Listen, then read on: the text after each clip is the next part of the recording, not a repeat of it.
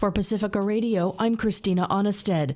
South Carolina Republican Senator Lindsey Graham introduced a federal law Tuesday that would ban abortions nationwide after 15 weeks of pregnancy, except in cases of rape, incest, or danger to the physical health of the pregnant patient. Eileen Alfandary has more. South Carolina Republican Senator Lindsey Graham was flanked by national anti-abortion leaders as he introduced a bill that would bar the procedure nationwide after 15 weeks of pregnancy. I think we should have a law at the federal level that would say after 15 weeks, no abortion on demand, except in cases of rape, incest, to save the life of the mother. And that should be where America's at. The stance marks a reversal for Graham, who had said in June that he supported leaving the issue up to the states to decide. Meantime, some Republican congressional candidates have scrubbed mention of abortion from their campaign websites, fearing that anger over the Supreme Court decision overturning Roe v. Wade will help their Democratic opponents.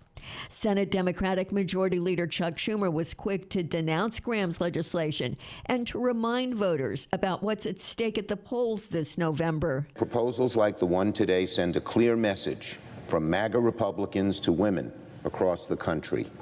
Your body, our choice. I'm Eileen Alfandary for Pacifica Radio. West Virginia's legislature passed a sweeping abortion ban with few exceptions Tuesday, approving a bill that several Republicans said they hope will make it impossible for the state's only abortion clinic to continue to offer the procedure.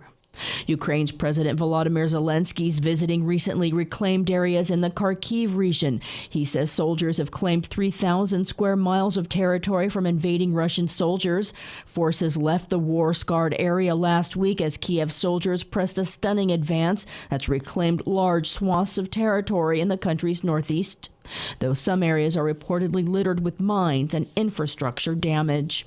European Commission President Ursula von der Leyen wants to cap the revenue of electricity producers that are making extraordinary profits because of the effect of the war in Ukraine and climate change. These companies are making revenues they never accounted for, they never even dreamt of.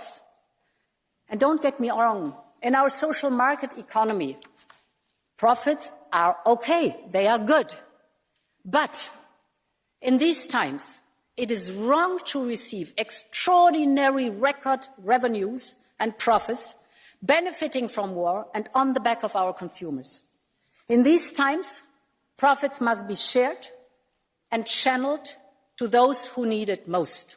As the bloc supports Ukraine, Russia's reduced or cut off natural gas to 13 member nations, surging gas and electricity prices that are expected to go higher as demand peaks during the cold winter months.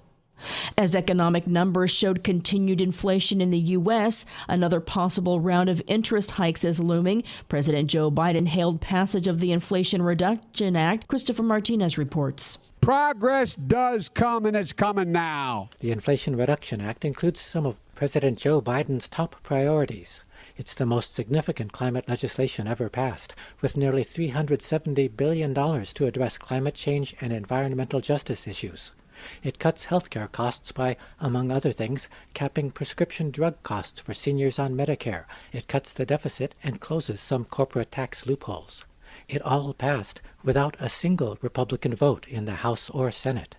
As supporters celebrated at the White House, Republican Senate leaders blasted the new law at a news conference. Republican John Thune of South Dakota is the Senate Minority Whip. They may be taking a victory lap at the White House, but I can tell you one thing, the American people are not. He and the other Republicans point to newly released Labor Department data that shows the Consumer Price Index rising by 0.1 percentage point in August compared to July.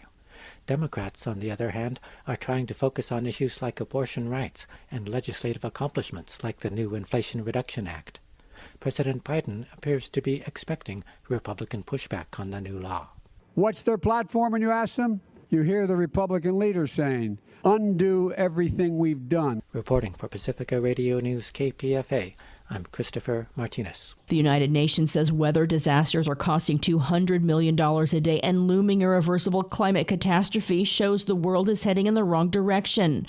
UN Chief Antonio Guterres cited the floods in Pakistan, heat waves in Europe, droughts in places like China, the Horn of Africa, and the U.S., as he called for an end to fossil fuel consumption. The current fossil fuel free-for-all must end now. It is a recipe for permanent climate chaos and suffering. Today, I urge leaders to heed the facts of this alarming report.